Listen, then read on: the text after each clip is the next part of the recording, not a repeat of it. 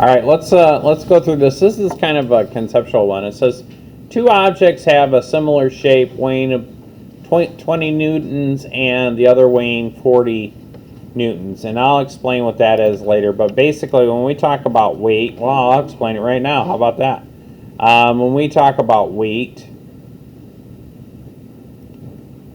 is a force. And so force is equal to the mass times the acceleration due to gravity. And it's always measured in newtons. Okay? So mass, so in a physics class, when I say it has a mass of 50 kilograms, so if you see kilograms, that's a mass. If you see newtons, that's the weight. Okay, so that's a little different in a physics class. Anyways, one is weighing 20 newtons, the other is weighing 40 newtons, are dropped from the same height.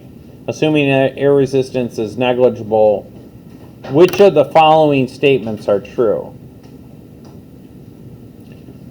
So I have one object, since they both, well, that's an interesting one. So I have one object, let's say it's this, and then I have another object.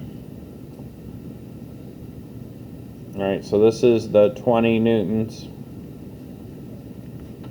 and this is 40 newtons. And they're both dropped. It says both objects experience the same acceleration. Is that true? We're supposed to figure out what's true. Is that true?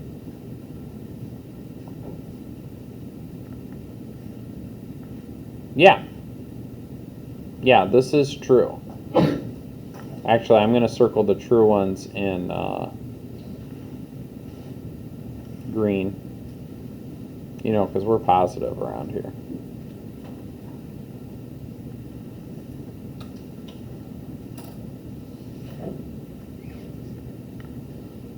True. Why is it true? Because they both experience the acceleration due to gravity, which is 9.8 meters per second squared. Both of them are going to have that acceleration. The heavier object reaches the ground first.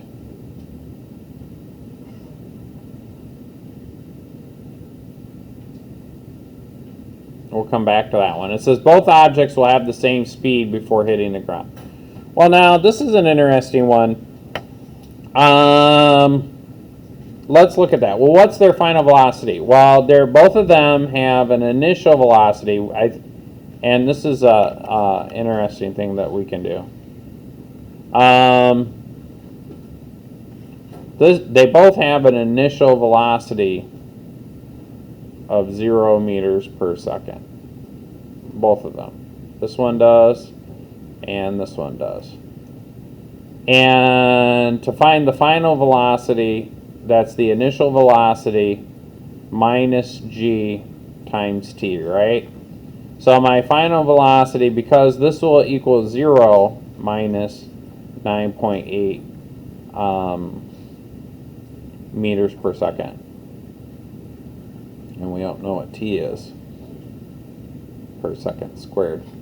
My final velocity is really just negative 9.8 meters per second squared times the time for both of them, right? So, yeah, that last statement is true.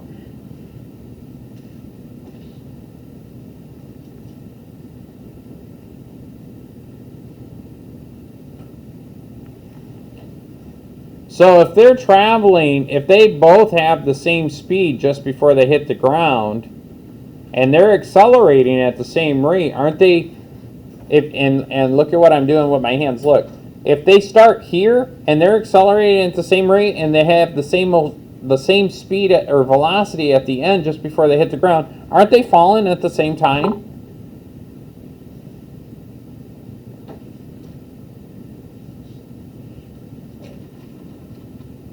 So this third one is definitely true. But let's go back to that second one. the heavier object reaches the ground first.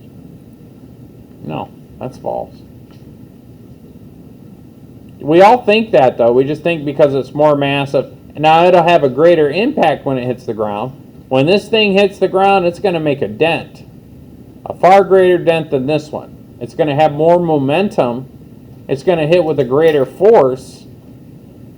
But they're going to hit at the same time. Okay? Okay. So it's just 1 and 2. Any questions on that?